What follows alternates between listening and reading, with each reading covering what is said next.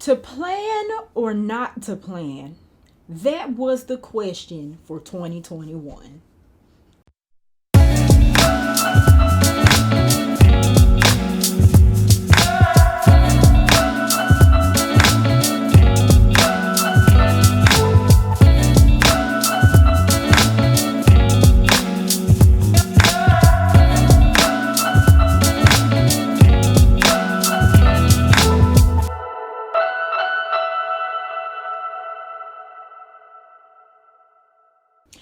Hey y'all, come on in and have a seat. It's good to see you. We are now at the time of filming 8 days from 2022, which is wild because it seems like just yesterday everybody was wishing and begging for 2021 to hurry up and come on.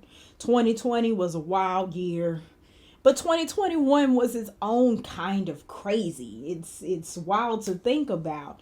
And for me, it wasn't just like my day-to-day life that was crazy. My planner life went through a whole lot of changes and iterations. So I thought it might be kind of fun to sit down and chat about my year in review, but a planner edition of said year in review. So I'll be kind of talking about my lineup, how my process changed, some of my favorites and fails. And as you guys watch the video, I want you guys to talk back to me and let me know what worked for you this year and what didn't work so much for you this year. And share, if you will, what you plan to try differently in 2022. So of course, be sure to like the video. I want to hear your comments. And if you have not already, be sure to hit that subscribe button and the notification bell so that we can keep on hanging out through the end of this year and into the next. So without further ado, let's talk about my planner lineup this year. So when I first started planning, I just started with one big planner for everything, and then my life outgrew it, and then I got into that whole mode of over compartmentalizing and having a separate planner for every little thing. And I feel like this year I did get an appropriate balance on the number of planners that I had. I scaled down to 3, my catch-all, which this was actually an 18-month calendar that I started in 2020. What year, y'all? 2020. I started this planner in 2020, and it's bittersweet that I'm finally finishing it because I really loved what it allowed me to do. Okay. Then for work, I actually had 2 planners because the last couple of years I've been using a Happy Planner teacher planner, and those run from August to July. So I had this planner January through July, and then I decided I needed something a little bit different, and I picked up the Plum paper planner, a customizable Plum paper planner. And we will talk a little bit more about that in the video. And last but not least, for my wellness planning, I decided to go out on a limb and move completely away from prefab planners and try a Bujo this year. So that was my lineup, which some things worked, some things did not. I'll talk about that shortly.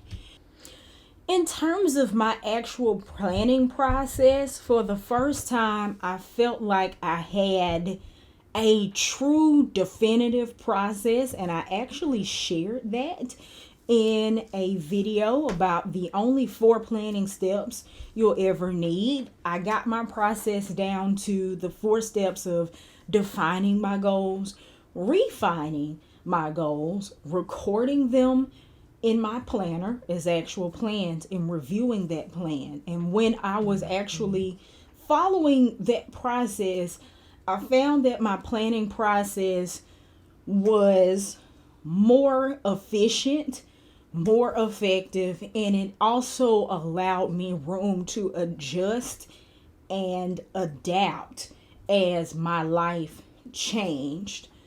And it did. You'll actually see in my planner places where it looked like there were no plans at all. But what really happened was I didn't always decorate, or I might have had to adjust the method or the means of planning, but the method was still there and I was able to capture what I wanted to do and still actually get it done. So going forward into 2022, I will take that four-step method and continue it on and try to be more consistent in sticking with it because it worked when I was working it. So, with that being said, that's my lineup. That's the process that I use. Let's actually talk about the decorative part of my planning. Let's do a quick flip through of some of my planner spreads from 2021.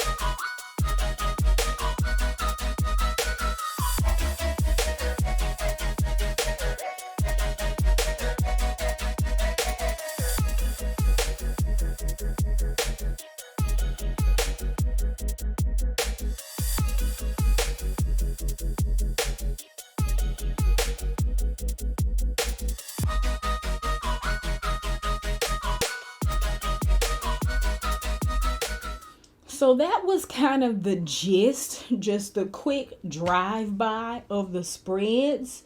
But now I want to kind of talk you through some of my favorites and my fails and where my mind was behind it, some of the tips and techniques that I used, and the things that I learned this year.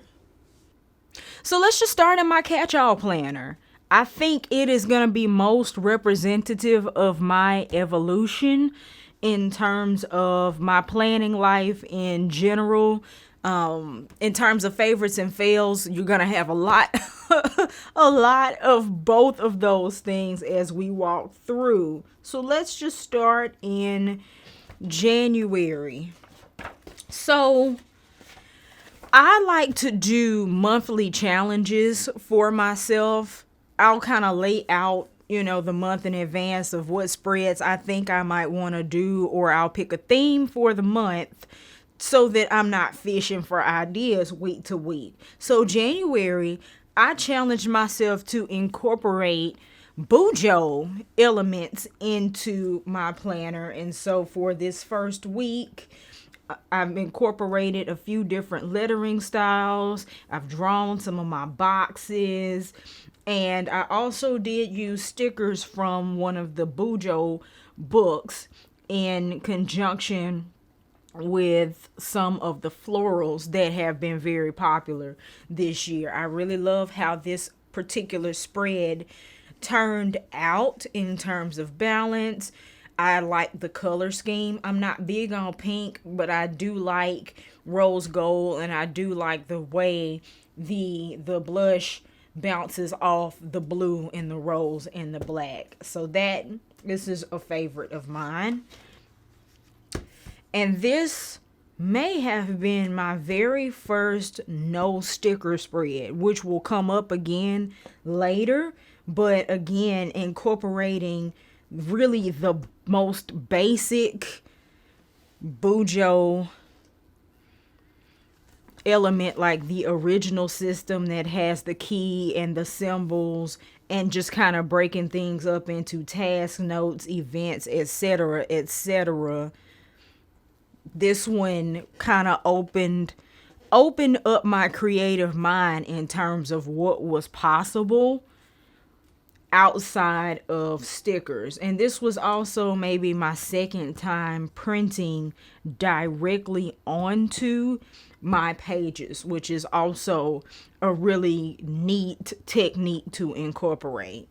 And this spread was the first plan with me that I posted. So if you missed that, do check that out whenever you get a chance. But in honor of Black History Month, I chose the song Black Butterfly by, who was it? Denise Williams. Denise Williams, and wove my lyrics in between the boxes.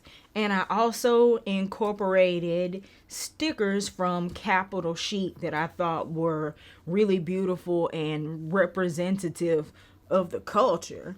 And so did that. And space filling, just a tip for filling space. Quotes and facts. I used a quote from Dr. Maya Angelou here, and a Black History fact about Barack Obama, our 44th president of the United States, to just kind of fill out some of the open space with something meaningful. So this spread I really, really enjoyed working on, and I really enjoyed looking at. Here, Valentine's Day, I kind of pledged to use up some of my old stickers and my old washi. For whatever reason, the photorealistic flowers don't appeal to me much. So I had them sitting in a book now for years, but I decided to throw them into a spread.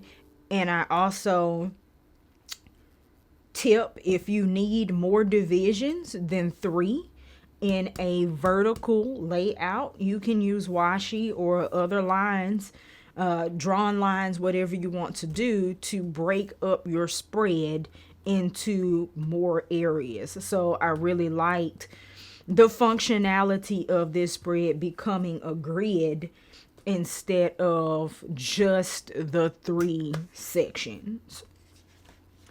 And then in February, these were old stickers from one of the Joanne mega books. I think the first Joanne mega book.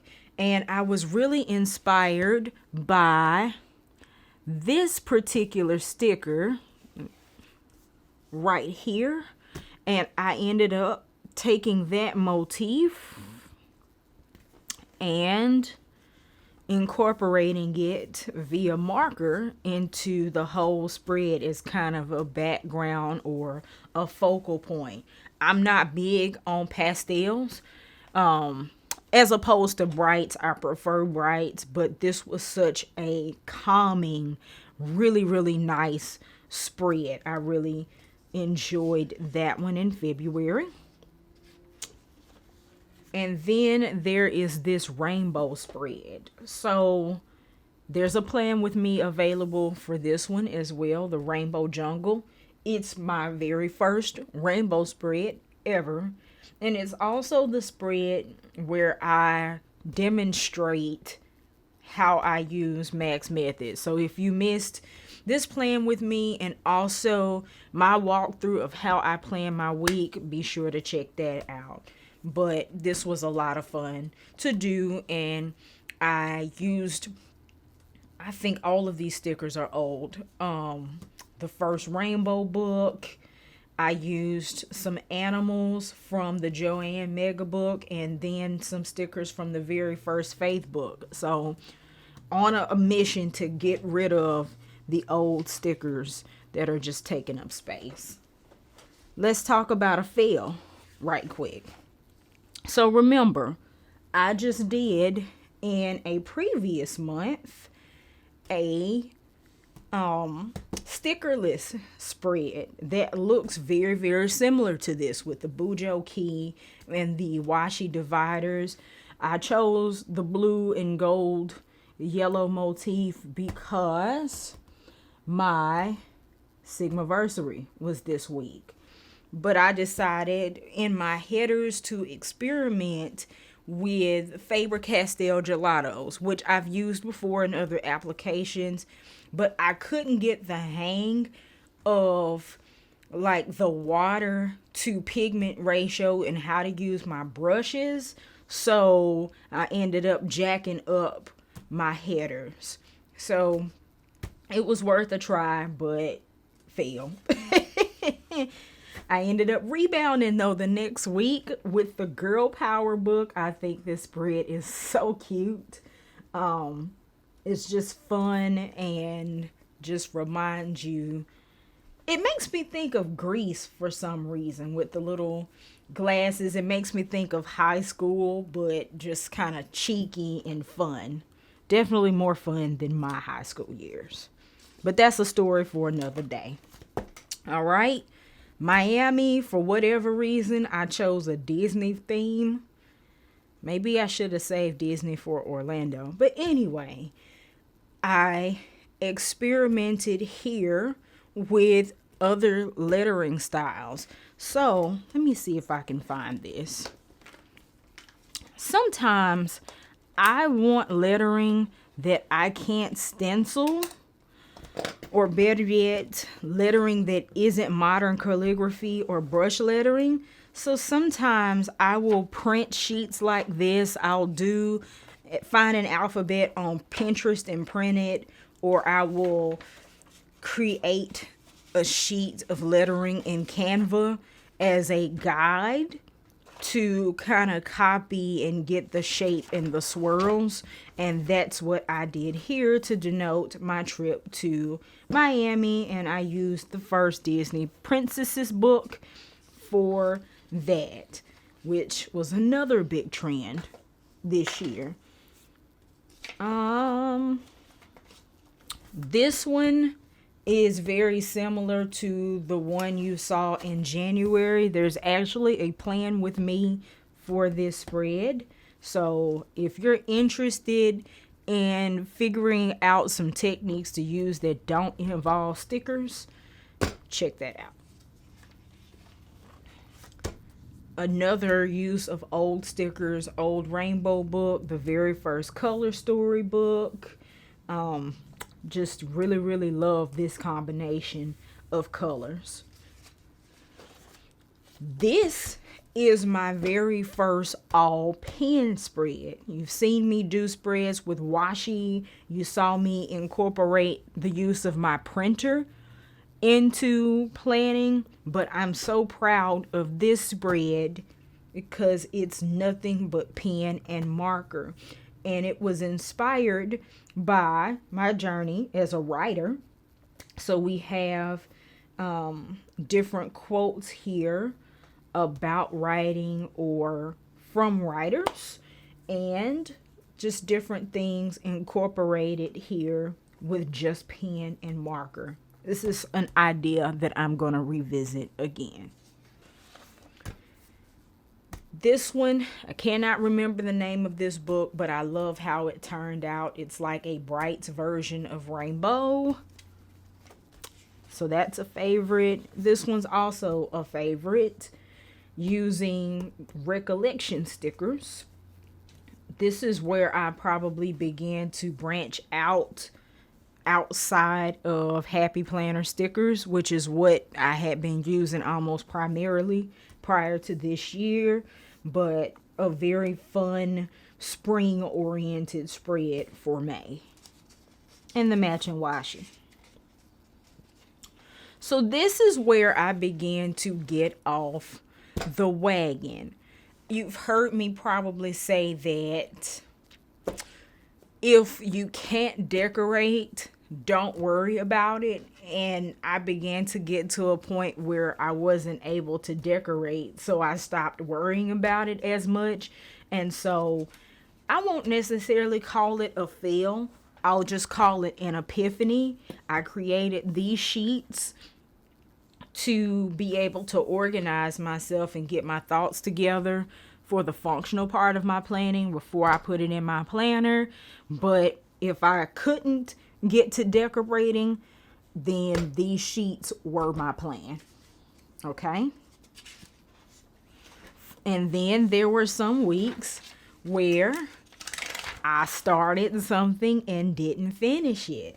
These are Lily Builder stamps, kind of like the peonies you just saw.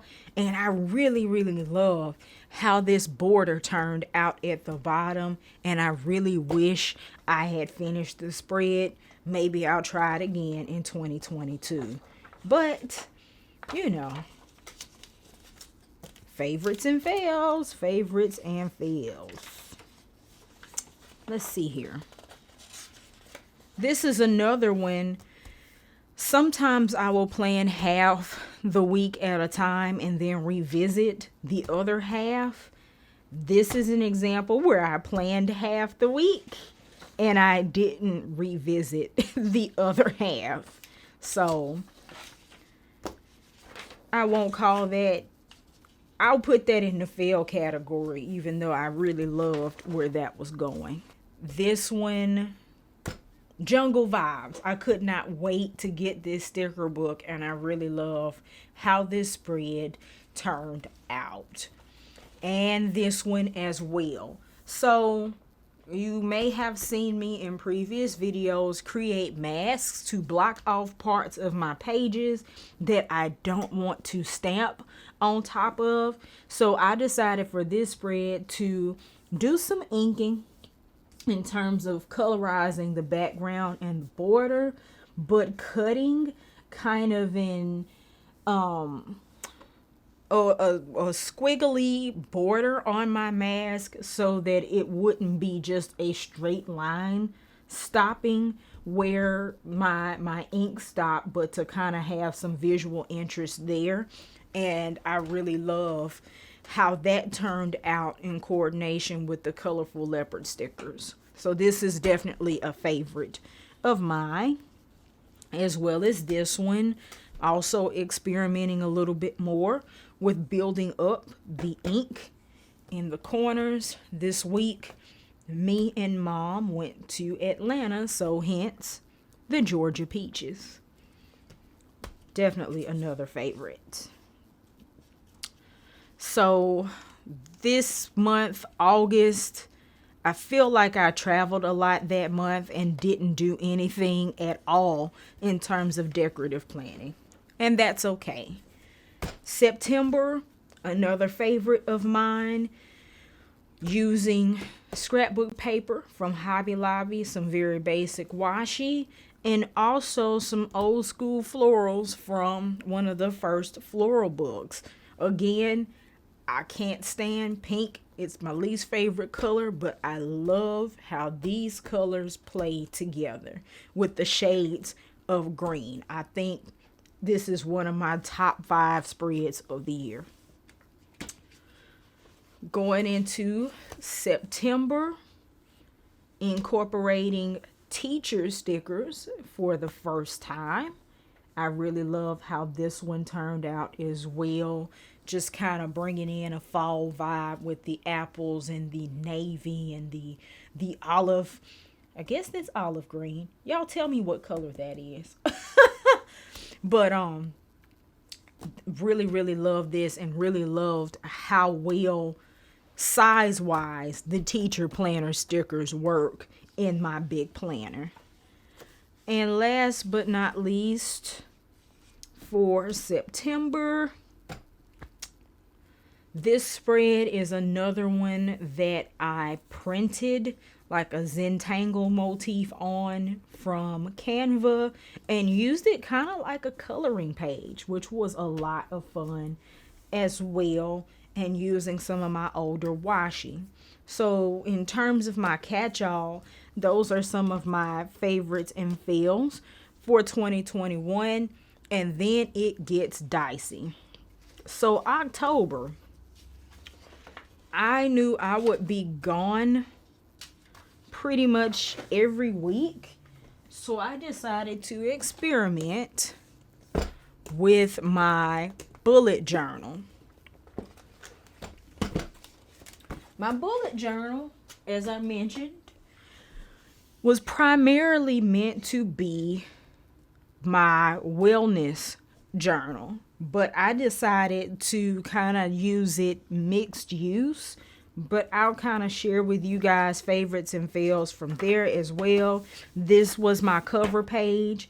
You can't see it, but I actually messed this part up.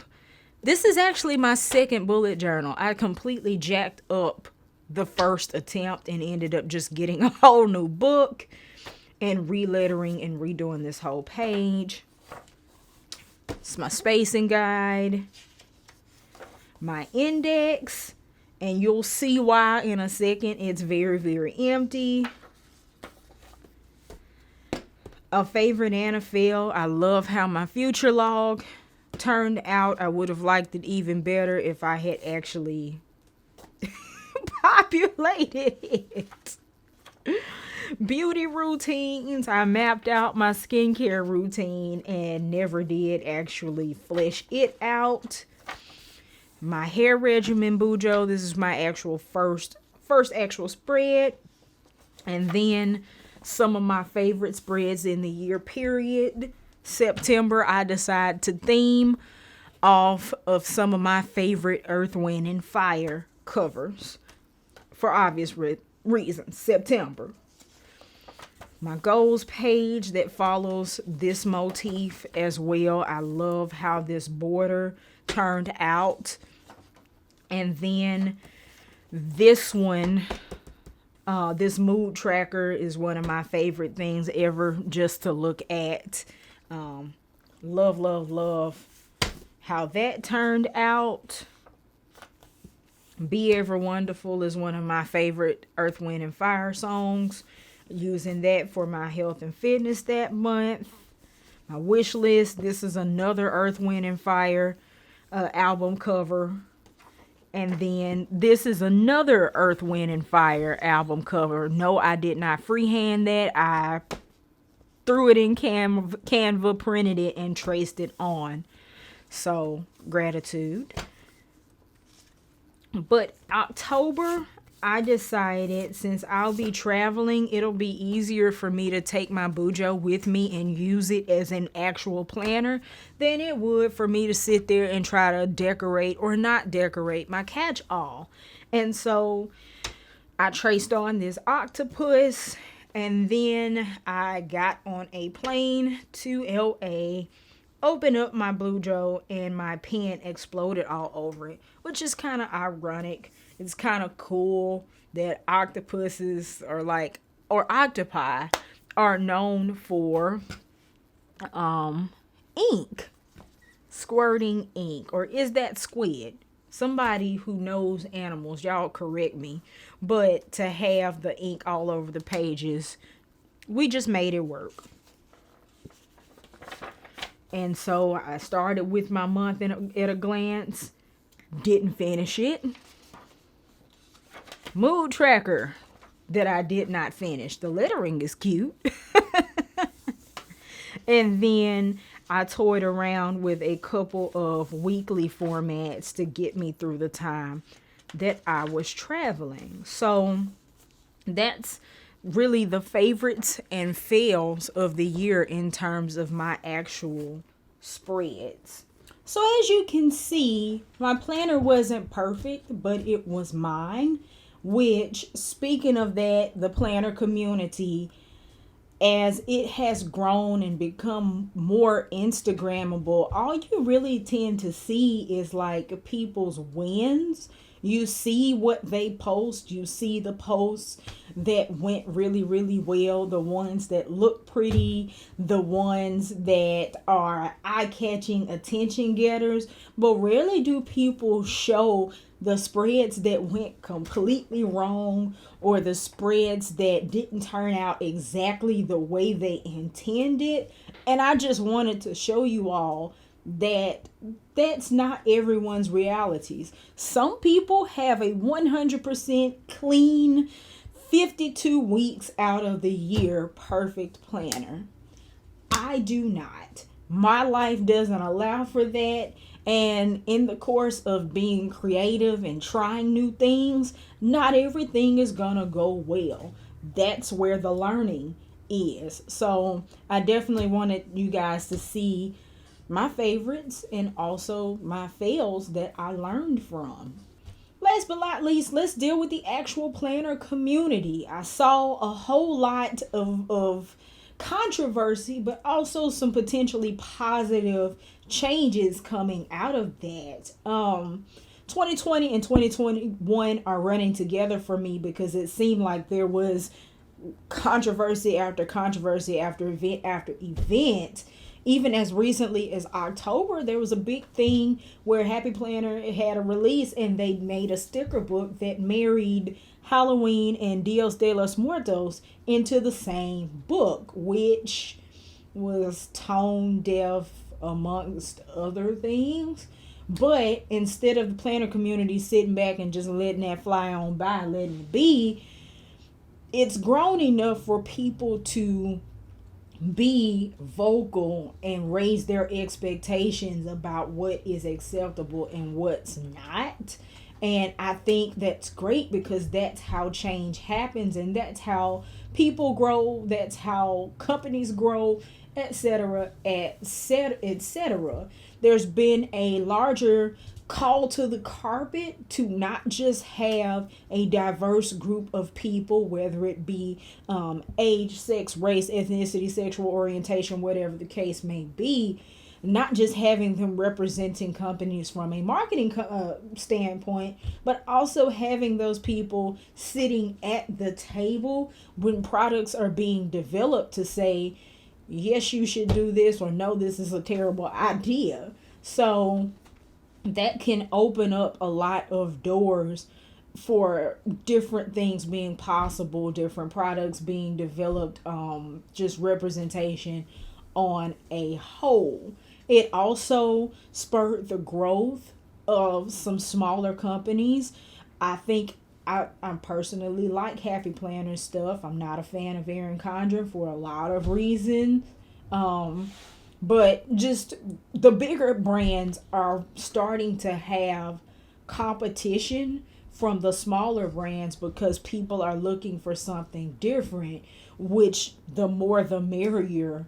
There's more different things available for people to buy. You have companies like Goldmine and Coco that are being sold now by Target. I think that's wonderful. You saw Capital Chic on the shelves of Michael's coming out with a full-size planner this year. I think there's a Kiki Kawaii planner. There's a lot of other different smaller companies, Kiki K, that are getting national distribution in different places, and it just lets other people know that it's possible. So I think that's a wonderful thing in terms of community. The vocalness of the community produced some new voices and some new mediums First one that comes to my mind is podcasting, Planners and Wine. Megan and Myra, they talk every week about the new releases in the planner community and different things that are down the pipeline. But they also deal with the actual news and the events and goings on in the planner community, which makes it a deeper, more intimate connection and less of a surface hobby where people just share their pictures, which is really neat. And for me personally, I found that my favorite internet community in terms of planners is not Instagram, it's not Facebook, it's actually Reddit. I feel like Reddit is, at least the Reddit subreddits that I belong to, are some wonderful, safe places to share thoughts and grow. So if you're looking to be in community and you're like sick of Facebook and you're sick of IG, give Reddit a try. I really like it over there. And then, yeah, in terms of the planner community, I saw a lot of growth, and I'm looking forward to trend-wise in 2022, something other than flowers. I love florals. I have way too many of them, but I'm ready for something else. I'm ready for something else besides Disney. If anybody's listening out there, on my wish list is Star Wars and Marvel. Yeah, because those are Disney properties too. Hint, hint, wink, wink. But I'm looking forward to a shift in the trends. I hope that there is a return to brights. I mean, pastels are cool. They're not my jam, though. Bring back the brights. So you guys tell me what it is y'all want to see in 2022.